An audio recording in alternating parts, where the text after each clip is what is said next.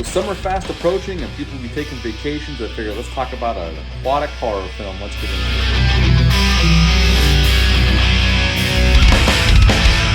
Back to the channel. Hope you're all doing well out there. And with summer fast approaching, people will be going on vacation.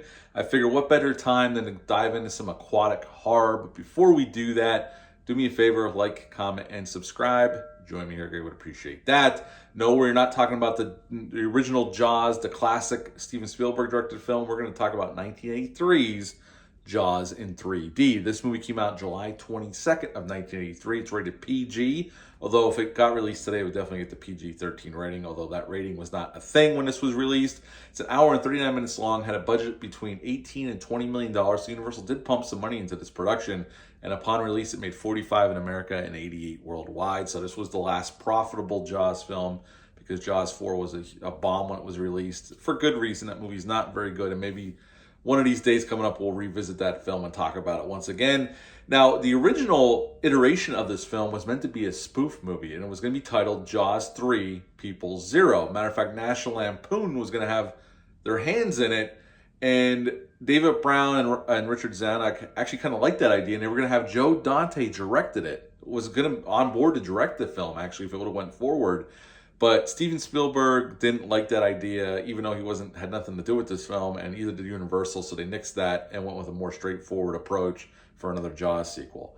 And they ended up hiring Joe Alves to direct this film. This is the only film Joe Alves has ever directed in his career. He was a production designer on some pretty big films. He did the production designing on the original Jaws movie. He did production design on Close Encounters of the Third Kind. He did a production design on Jaws 2, and actually he was the second unit director on Jaws 2. And he also did the production design on John Carpenter's Escape from New York. But this was the only film he's ever directed. And if you watch it, you can kind of see why. This was not his forte, directing, for sure. Now, the screenplay was, well, he wrote a screenplay for it, but it was, in his quotes, that they had a lot of script doctors messing with it. Richard Matheson, the great Richard Matheson, who gave us two very amazing horror books in Hell House and I Am Legend. If you've never read those books, I highly recommend them. They kick ass. And he's written other screenplays over the years and been involved in Hollywood, but those two books are utterly amazing and influenced a lot of horror culture going forward. Carl Gottlieb also came in to help write the script, but Richard Matheson has said over the years before he passed that a lot of script doctors were brought in, and the movie barely resembled anything he had to do with the script itself. Now, in this film, we got Dennis Quaid playing Mike Brody, definitely not the same actor, and we're talking about an older Mike Brody here because he's an adult working at SeaWorld. Yes, this whole movie takes place at SeaWorld, and it's kind of awesome. Bess Armstrong plays Catherine. She is Mike's girlfriend. They live together, and she is a doctor that works and trains Shamu and some of the animals at SeaWorld. Louis Gossett Jr., who's always a pleasure to be around, plays Calvin. He kind of runs the park, and he's in charge. Joel Pulch plays Sean Brody, definitely a different actor than the original film, and he's been in Men at Work and other films over the years. And Leah Thompson makes her film debut as Kelly, and she is in the ski show at SeaWorld. And this SeaWorld, although they did film in the Orlando SeaWorld, which isn't connected to the ocean, this SeaWorld is connected to the ocean. I actually like the premise of this film a lot. The execution leaves a lot to be desired, but right at the beginning of the film, we get, this was filmed in 3D, so 80s 3D. This was the 80s renaissance of 3D. Friday the 13th 3D, Amityville 3D, Silent Madness, Jaws 3D, and there was others as well. So definitely a film that was trying to capture that fad of 3D coming back. And right in the beginning of the film, we see that with the credit sequence and the fish getting bit in half and the blood and the fish head coming towards the screen. Although I've never seen it in 3D. I've heard that if you see it in 3D, it actually kind of makes the film better, at least more enjoyable. That Blu-ray does have the 3D version, but you need a 3D TV and you need a 3D Blu-ray player, and I do not own those, so I am never going to be able to watch that in 3D.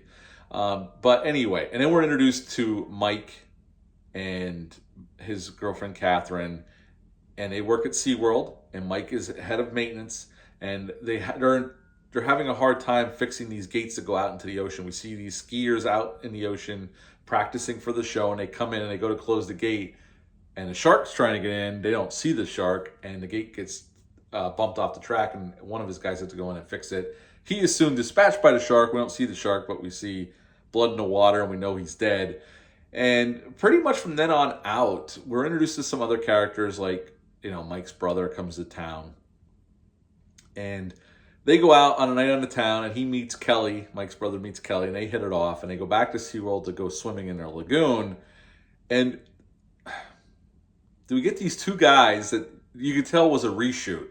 And if you read about this movie, it was a reshoot because they wanted another attack in there and this attack does not really work all that well. They're going into the lagoon to get this coral they could sell in Miami, the good stuff, for $200. Is it worth sneaking on the private property and possibly getting arrested for $200 for some coral? I don't think it is, but these guys apparently do. And some of the worst ADR you've ever seen because their mouths don't move, but they're talking and you can hear it. And it's just an ineffective sequence. It's not very suspenseful. The one guy goes in the water, his flashlight goes out. The other guy gets pulled in the water and it gets eaten. We don't see it. And then the shark tries to cover up its tracks by disposing of their inflatable raft. Who knew sharks could put that much thought into their eating patterns? But this one can. Oh, this one can. It's a silly moment. When I was a kid, it worked. But as an adult, it's like, this is just silly as hell. But it's in there. And then finally, they realize there's a shark in there. They catch the shark, but it's a baby shark. And they try to keep it on display. It ends up dying. But then they find the mother shark. Now, the mother shark doesn't show up till after an hour into the film.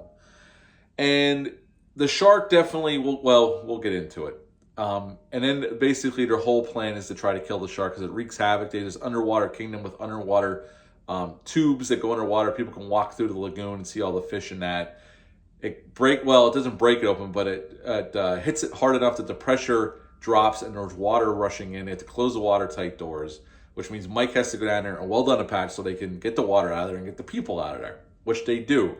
And then we get that final awful effect shot of Mike and Karen and Calvin and these two other people that work in the command center, which is underwater, with the underwater view of the lagoon, with the shark coming straight at the screen, never moves, isn't waving its tail back and forth to propel itself. It's just floating right at the screen until right before it hits the glass, its mouth opens and we get that water in there. And then finally Mike, this one guy that came from Britain that's friends with Calvin, was there and gets eaten by the shark at one point in the one filtration tunnel. And he had a grenade and his arm is still in, his body is still in the mouth of the shark, and Mike's able to pull the pin, blows it up, and that's the end of Jaws 3D. Let's go with the likes of this film. Even though Dennis Quaid's not bad here. He's fine. He's likable. Bess Armstrong does the best she can with this role. They're both good together. They have good chemistry. Leah Thompson's cute as hell, and she's good here. And the guy that's playing Mike's brother is good. Louis Gossett Jr. is always a pleasure to be on screen. He's good here as well. And some of the actors are okay as well. It's not like the acting's the problem here. I think you could have some trashy fun with this one. It's not meant to be taken too seriously, although they do take it seriously in the film. But if you go into this movie taking it seriously, you're going to absolutely hate it, your time with this film, because you can't just take this seriously at all. It's a goofy movie from top to bottom. There's some goofy shit in there that I don't think it was intentional, but it comes off extremely goofy. It's definitely nowhere in the same class as the first two films. The first being the best, the pinnacle of a shark movie. Part 2 is a decent sequel, nowhere near as good as the first one, but this one's okay. I can still have fun with this. This is probably the one I rewatched the most as a kid because they used to play the shit out of this movie on USA or TNT. When they would play Jaws movies in the summer, it was always 2, 3, and 4. The original Jaws was always kept for like a special showing on NBC on a Saturday night when they'd have like a movie on a Saturday night at 8 o'clock. I remember that. But it wouldn't be run on cable, the original Jaws, but the sequels were. And this one used to be on a lot, and I remember watching it a lot. And when I was a kid, I loved this one, just because you're in SeaWorld and you get to see all these cool things. Watching it now as an adult, you can still have some fun, B-movie fun with it, but it's not a good movie whatsoever. So that brings us to the negatives. What's wrong with this film? Well, the directing by Joe Alves is not the best. It's very flat, and I know he was held back by the 3D technology at the time. The same problem with Friday the 13th Part 3. You have locked off shots with awful effects, and the shark looks worse in this film than it did in the first film, the original film. Spielberg knew how to hide the shark, and when you did see it, you bought into it. Here, I never bought the shark was real for once, not one time, except for when they used stock footage of a real shark. Other than that, the fake shark looks awful. The worst, it looks even worse in part 4, I think. But it doesn't look good here at all. The story, the concept of a shark being by the SeaWorld by the ocean is a damn cool concept. This is a concept I'd love to see revisited and remade into something else.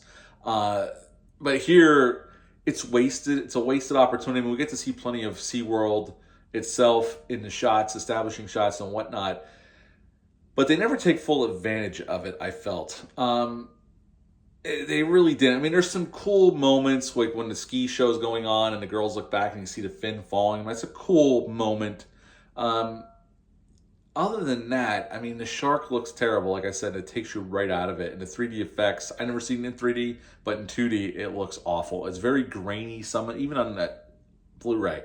Some shots look beautiful, but some of the shots look extremely grainy, like it was filmed on VHS back in the day. I know that's not what it was, but it just looks awful and just grainy. Now it looks better on the Blu-ray than it ever did on the DVD or VHS back in the day.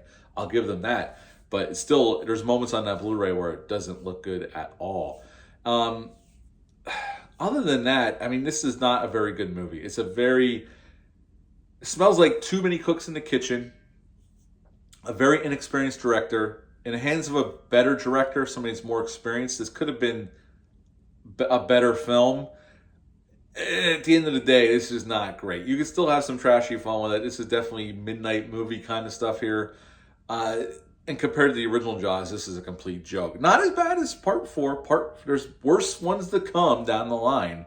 But I can still enjoy this. I had fun revisiting it, but there's a lot of issues, especially mistakes. There's a part where Mike and Karen are when they go down the sub to find Oberman's body, see if it's in the Spanish galleon, and they see the baby shark for the first time. They get attacked. And the dolphins help them get away. And there's a moment where you can see the fin, and you can see Mike and Karen hanging on the back of the dolphins. I'm sure we're stunt doubles. And the fin is getting closer to Karen, like really close. And she slips off the dolphin, and the wide shot, the fin is almost on top of her, which means the shark would have her in its mouth.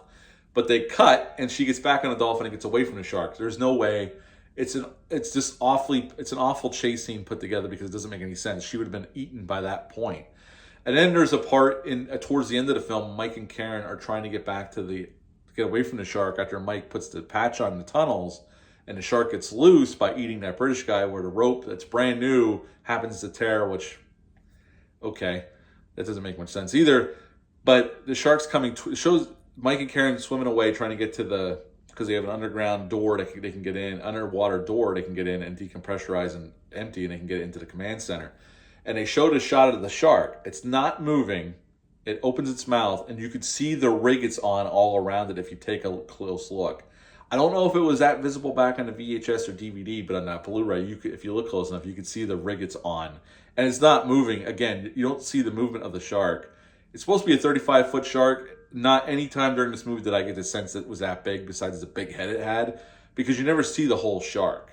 And I know they were under constraints of the technology of the time, but I still like to know how the shark looks worse in this film. They had way more money than Spielberg had, and it was later on. It was in the 80s, and they should have been able to make the shark at least look a little better, but they don't. It looks worse than it ever has so far through the franchise. At the end of the day, this is not a great film. It's okay. And the famous story was that Dennis Quaid said that he was high on cocaine for pretty much every shot of this film you see him on. He was high through everything, through it all. And I thought that was pretty funny of a quote from Dennis Quaid. But at the end of the day, this is not a great film. I would give this one, I can have fun with it, but it's a 4.5 out of 10 kind of movie. 4.5 out of 10 for Jaws 3D. What are your thoughts on this one? Leave a comment down below. Let me know. Hit the thumbs up. Hit the subscribe button. Share this video. I would appreciate that. I'll be back with another aquatic horror movie. I'm going to actually review The Shallows. I haven't seen it since I saw it in theaters, so we'll see what I think about it now. But until next time, bye.